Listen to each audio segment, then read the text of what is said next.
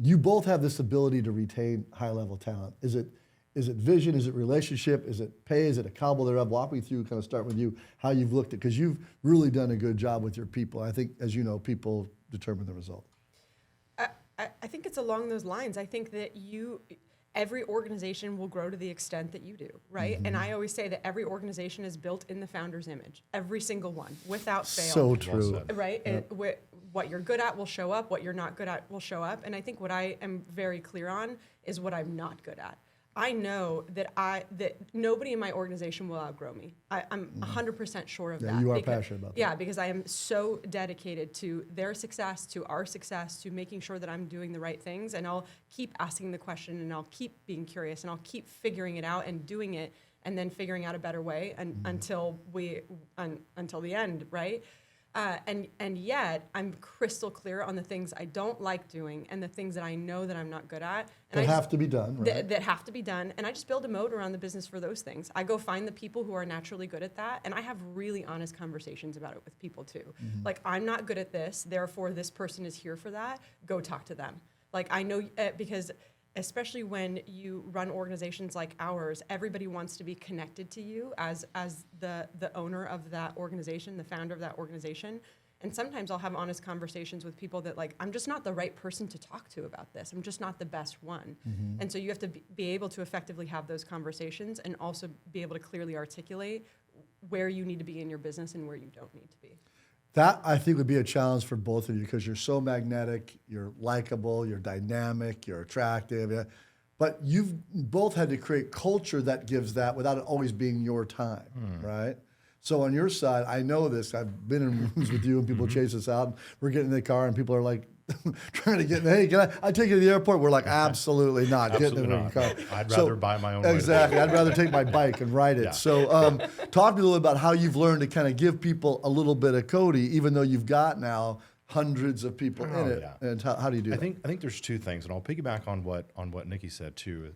I think you grow up someday, and your comeuppance running a business is, I'm not going to keep them all.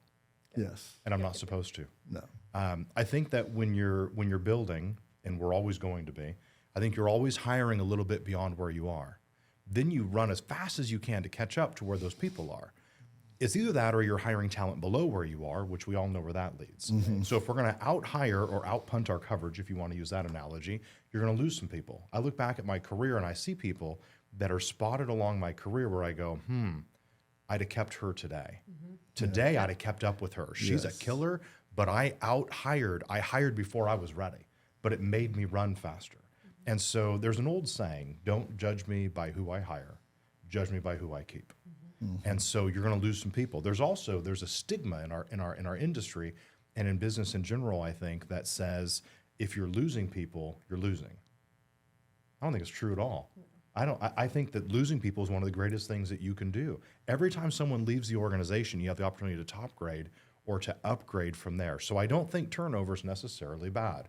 I think the right turnover, like what did the Disney exec said? He said, people go, why do you pour so much money into training them? What if you do that and they leave?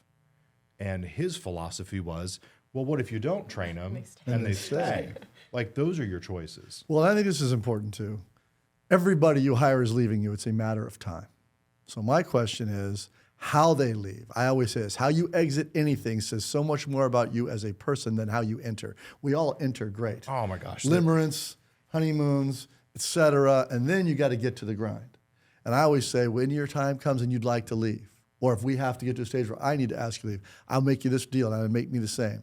Don't hurt me or my family. I won't hurt you or your family. I'll come to you. We'll sit down. We'll be adults. We'll work on a transition. I'll pay you out. I'll recommend you. Yeah.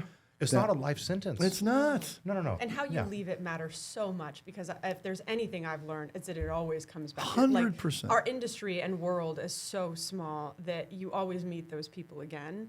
And from my perspective, I never want that person to be in a room when I'm not there, and for someone to say, how was your experience with Nikki? And for them to say, real bad, right? Awful, exactly. like terrible. She was one of the best people in my company, I have fired twice and hired thrice. I love And so I always think, like, would they come back to work for you?